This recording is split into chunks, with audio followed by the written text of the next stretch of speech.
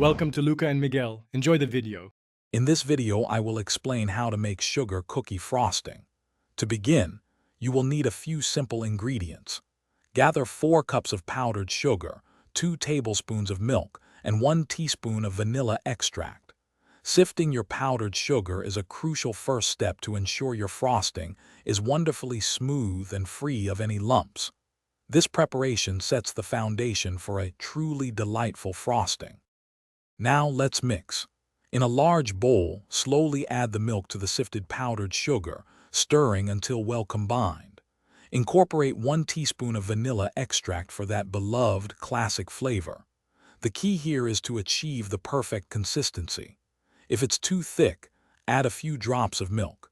If too thin, add a tablespoon of powdered sugar until it's just right for spreading or piping. Once you have your basic frosting, it's time to get creative with flavor and color.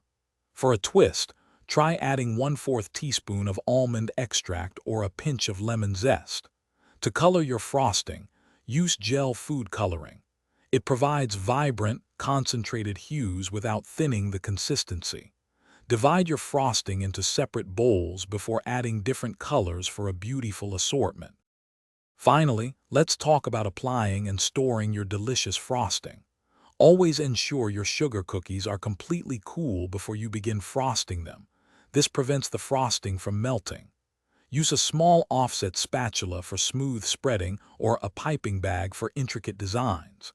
Any leftover frosting can be stored in an airtight container in the refrigerator for up to 3 days, ready for your next batch of cookies. Thanks for watching and please subscribe.